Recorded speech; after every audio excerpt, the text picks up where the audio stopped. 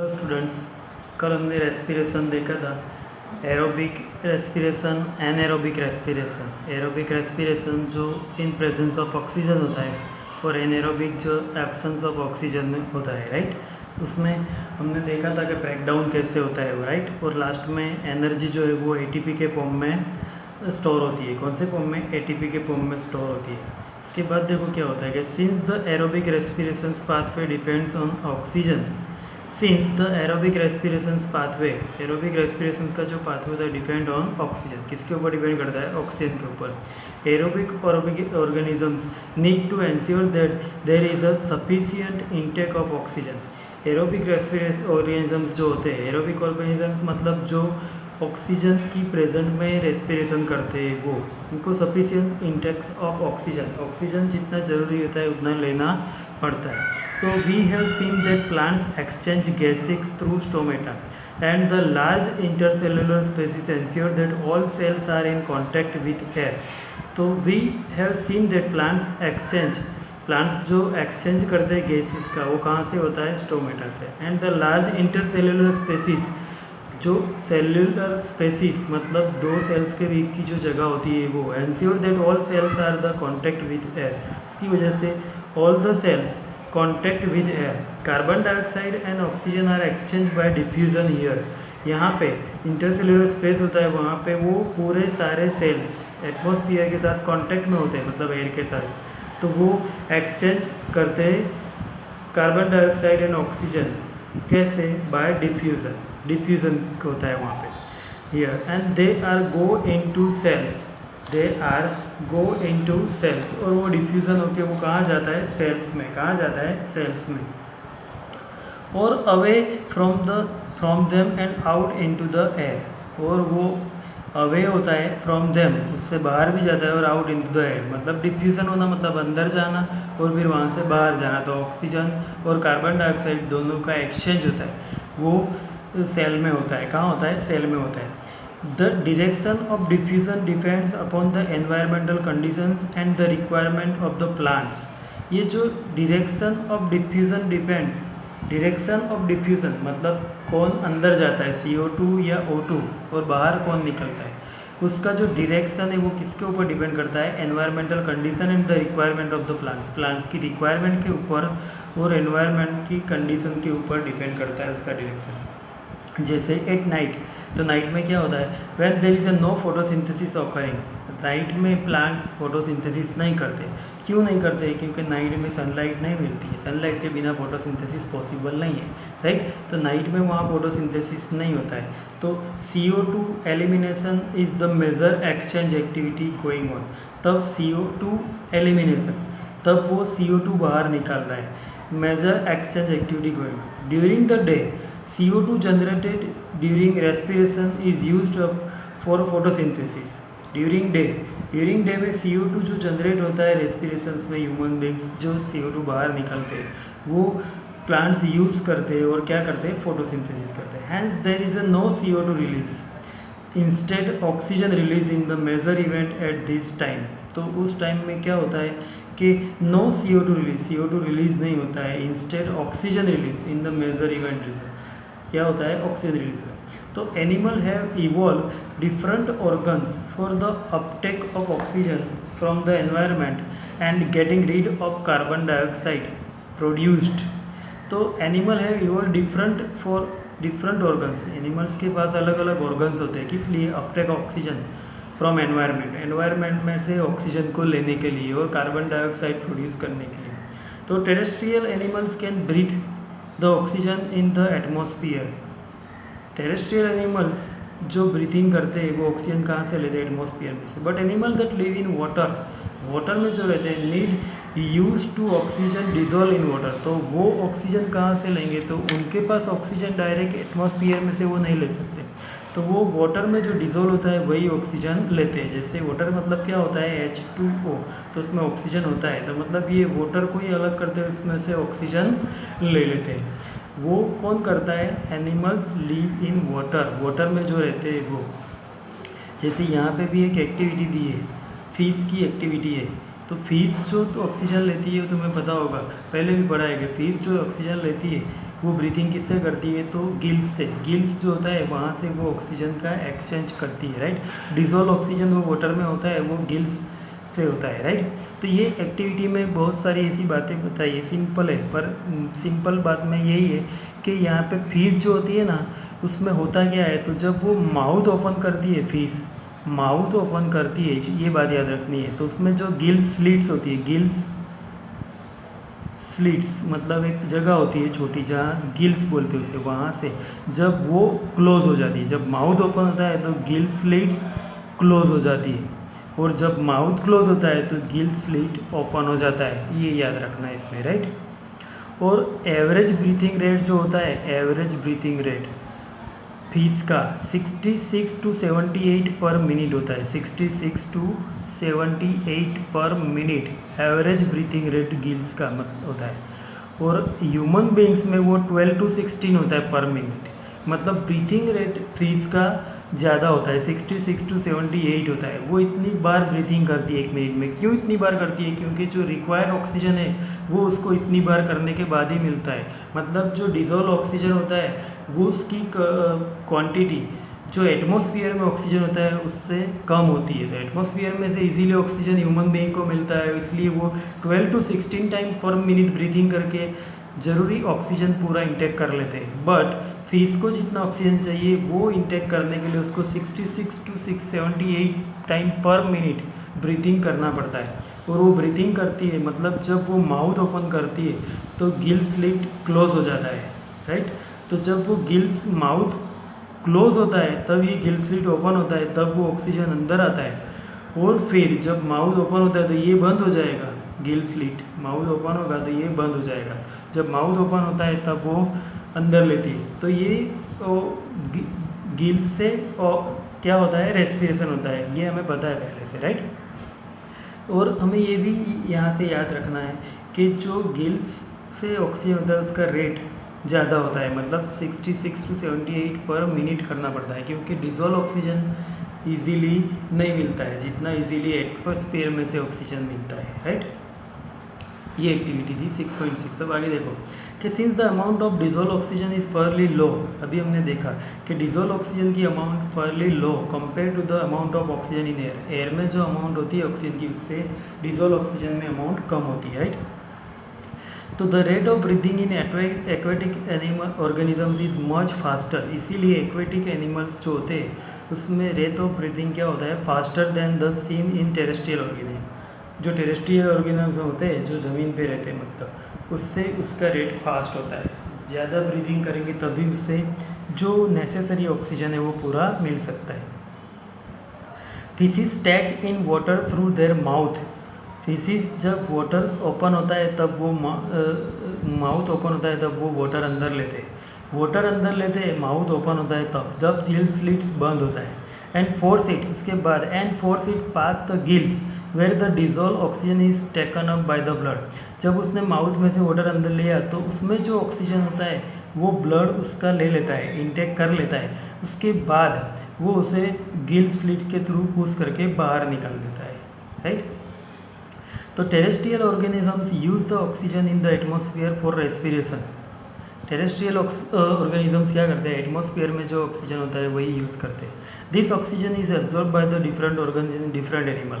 अलग अलग ऑर्गेनिजम्स में अलग अलग ऑर्गन्स होता है वो इंटेक करने के लिए oxygen. All this organs have a structure that increase the surface area which is in contact with the oxygen rich atmosphere.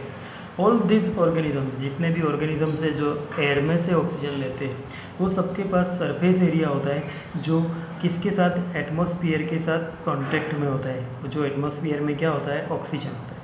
Since the exchange of oxygen and carbon dioxide has to take place across this surface, ये जो surface होती है वहाँ से oxygen और carbon dioxide का exchange होता है। This surface is a very fine and delicate. ये सरफेस कैसा होता है, फाइन, छोटा, एंड डेलिकेट, डेलिकेट होता है, नाजुक मतलब। तो in order to protect this surface it is usually placed within the body. ये जो सरफेस होता है वो किसके साथ होता है, बॉडी के साथ होता है। So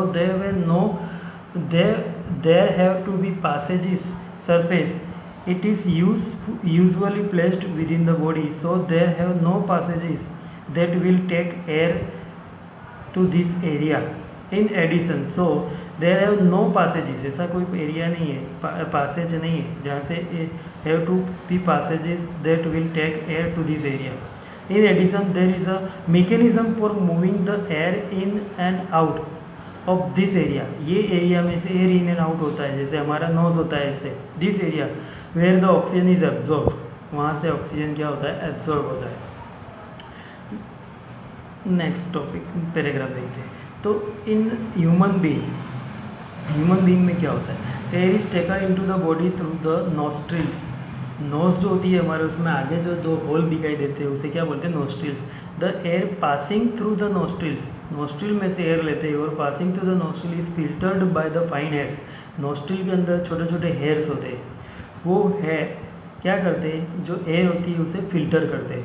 that line the Passage, वहाँ से पास करके. The passage is also lined with mucus, और उसमें म्यूकस में से भी पास होता है वो जो एयर आती है. वो म्यूकस क्या होता है, जो जेली लाइक सब्सटेंस होता है नोज के अंदर चिकना, उसमें से भी पास होता है. Which helps in this process, वो भी फिल्ट्रेशन में एयर के हेल्प करता है.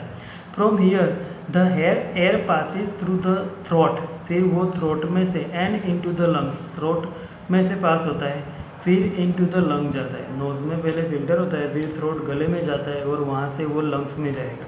Rings of cartilage are present in throat, throat गले में जो विंड पाइप होती है जिसे थ्रोट बोलते हैं, वहाँ पे रिंग्स ऑफ कार्टिलेज प्रेजेंट होता है. This ensure that the air passage does not collapse, तो वो जो कार्टिलेज होता है उसकी वजह से अंदर जब एयर पास होती है तो वो कोलैप्स, सिकुड़ नहीं जाता है, मतलब ऐसे ही रहता है, कॉन्ट्रैक्शन नहीं होता है उसका, क्योंकि वहाँ पे क्या होता है, रिंग्स ऑफ कार्टिलेज. कार्टिलेज एक फ्लेक्सिबल सब्सटेंस होता है, वो कोलैप्स होने नहीं देता है उसे, राइट. अब आगे पैराग्राफ देखते हैं. देखो ये पूरा डायग्राम दिया है, उसमें सारे पार्ट्स दिए. ये रिंग्स ऑफ कार्टिलेज यहाँ होता है जो थ्रोट में भी देखा, उसकी वजह से ये पूरा कोलैप्स नहीं हो जाता है, अंदर से एयर पास होने के बाद फिर से कॉन्ट्रैक्शन नहीं हो जाता है, ऐसे ही रहता है मतलब, राइट. तो ये लंग्स दिया है, रिब्स ये दिया है, लंग्स अंदर होता है, यहाँ से नोस्ट्रिल में से एयर पास होकर सीधी थ्रोट के थ्रू लंग्स में जाती है, राइट. तो देखो अब आगे पैराग्राफ देखते हैं कि within the lungs the passage divides into smaller and smaller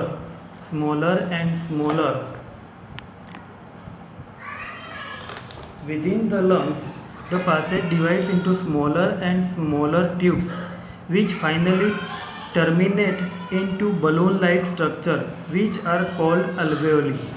finally ये जो होता है लंग्स में दो पार्ट्स में ये डिवाइड होता है, फिर वो लंग्स में जाके और सारे पार्ट्स में डिवाइड होता है और स्मॉलर एंड स्मॉलर पार्ट्स में कन्वर्ट होके जो लास्ट वाला पार्ट बनता है वो अल्वेओली. क्या होता है, अल्वेओली. ये जो दिखाई देता है ना, वो यहाँ से गैसेस का एक्सचेंज होता है, अल्वेओली होता है वहाँ से, राइट.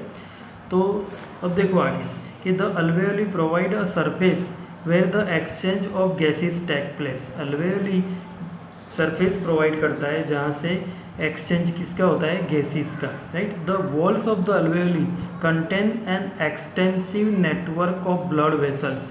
ये जो अल्वेओली की वॉल होती है उसके ऊपर बहुत सारी ब्लड वेसल्स होती है, उसकी पूरी नेट जैसे बना होता है. The walls of alveoli contain the extensive network of blood vessels, बहुत सारी ब्लड वेसल्स का नेटवर्क होता है. As we have seen in earlier years, पहले भी हमने ये देखा था 9th में alveoli, right. When we breathe in, we lift our ribs and flatten our diaphragm. जब breathe in एयर अंदर लेते हैं हम तो lift our ribs, ribs हमारी जो चेस्ट होती है वो फूल जाती है, right. And flatten our diaphragm, और diaphragm ऊपर जाता है मतलब फ्लैट हो जाता है. And the chest cavity becomes larger, और चेस्ट कैविटी क्या हो जाती है, larger. As a result because of this air is sucked into the lungs, उसकी वजह से एयर कहाँ जाती है, sucked into the lungs, lungs में. And fills the expanded alveoli, और जो अल्वेओली होती है वो पूरी फील हो जाती है एयर से. तो the blood brings carbon dioxide from the rest of the body. उस टाइम पे ब्लड क्या करता है, पूरी बॉडी में से कार्बन डाइऑक्साइड लाता है for release into the alveoli, और अल्वेओली में रिलीज करता है. And the oxygen in the alveoli air is taken up by the blood, और जो अल्वेओली में ऑक्सीजन एयर आई है उसमें जो ऑक्सीजन होता है वो ब्लड ले लेता है. In the alveolar blood vessels to be transported to all the cells of the body, और वो जो ऑक्सीजन लिया वो पूरी ब्लड वेसल्स के थ्रू बॉडी में cells, each and every cells of the body वो ट्रांसफ़र हो जाता है। मतलब अल्वेओली में ऑक्सीजन जो बाहर से आता है एयर में से वो जमा होता है, फिर ब्लड पूरी बॉडी में से CO2 लाता है, वो CO2 वहाँ रख देता है और ऑक्सीजन लेके ब्लड फिर से ट्रांसपोर्ट हो जाता है पूरे हर सेल तक, और जो अंदर कार्बन डाइऑक्साइड रिलीज़ किया है वो नोज के थ्रू फिर से बाहर निकल जाता है। तो during the breathing cycle, when air is taken in and let out, the lungs always contain a residual volume taken in the residual volume so air, so that there is a sufficient time for oxygen to be absorbed and for the carbon dioxide to be released। तो ये जो times होता है contains residual volume, उसका volume होता है complete of air का। So that there is इसीलिए sufficient time for oxygen to be absorb, oxygen को एब्जॉर्ब करने का पूरा टाइम एंड कार्बन डाइऑक्साइड को रिलीज़ करने का टाइम पूरा उसको वहाँ पे मिल जाता है, right. When the body size of a animal is large, the diffusion pressure alone can not be take care of oxygen delivery to all parts of the body. जब लार्ज साइज हो animals की तो the diffusion process alone can not take care of oxygen delivery, एक ही जगह पे diffusion possible नहीं होता है to all parts of the body के लिए इंस्टेंट, राइट। एक ही जगह पे बताए वहाँ पे बॉडी के हर पार्ट्स में होता है। तो respiratory pigment take up oxygen from the air in the lungs, respiratory pigments take up oxygen from the air in the lungs and carry it to tissues which are deficient in oxygen before releasing it. तो वो फिर oxygen tag करके कहाँ ले जाता है, tissues तक, which are deficient in oxygen before release it, और बिफोर रिलीज इट उसको रिलीज़ करने से पहले वो यूज़ कर लेते हैं। In human beings the respiratory pigment is a hemoglobin. Human beings में रेस्पिरेटरी पिगमेंट क्या होता है, hemoglobin, which has a very high affinity for oxygen, उसकी एफिनिटी बहुत ज़्यादा होती है मतलब ऑक्सीजन के लिए। तो this pigment is present in the red blood cells, वो रेड ब्लड सेल्स में होता है, तो वो इजीली ऑक्सीजन को क्या करता है, ले लेता है, क्योंकि उसकी एफिनिटी ज़्यादा होती है। तो this pigment is present in the red blood cells corpuscles, ये रेड ब्लड सेल्स कॉर्पसल्स होते हैं, वहाँ पे वो पिगमेंट होता है हीमोग्लोबिन। क्या होता है हीमोग्लोबिन, वो ऑक्सीजन को उसकी एफिनिटी ज़्यादा होती है इसलिए वो इजीली एब्जॉर्ब कर लेता है। Carbon dioxide is more soluble in water, carbon dioxide water में ज़्यादा सोल्यूबल होता है देन ऑक्सीजन, ऑक्सीजन की comparison. Is and hence mostly transported in the dissolve form of the blood, इसलिए वो ट्रांसपोर्ट होता है कौन से फॉर्म में, dissolve form of our blood, blood के डिजोल्व फॉर्म में वो ट्रांसपोर्ट हो जाता है, राइट। कार्बन डाइऑक्साइड इसलिए ब्लड के साथ ट्रांसपोर्ट होता है, ब्लड के साथ वो ट्रांसपोर्ट होता है, जैसे कार्बन डाइऑक्साइड ब्लड वेसल्स पूरी उसे कहाँ ले जाती है, अल्वेओली में, वहाँ से कार्बन डाइऑक्साइड फिर बाहर निकल जाता है। तो वो ट्रांसपोर्ट किसके साथ होता है, मोस्टली ब्लड के साथ, क्योंकि वो डिजोल्व फॉर्म में इजीली ट्रांसपोर्ट होता है, ओके। तो ये रेस्पिरेशन इन ह्यूमन बीइंग, ये भी मोस्ट इंपॉर्टेंट क्वेश्चन है 4 मार्क्स के लिए। डाइजेशन और रेस्पिरेशन ये दोनों प्रोसेस मोस्ट इंपॉर्टेंट है। रेस्पिरेशन के लिए ये डायग्राम और डाइजेशन का भी डायग्राम ड्रॉ करना है। ये 4 मार्क्स के लिए 2 क्वेश्चन मोस्ट इंपॉर्टेंट, दोनों जैसे वो ऐसे ये भी 2 टाइम लिख के लर्न कर देना है, ओके।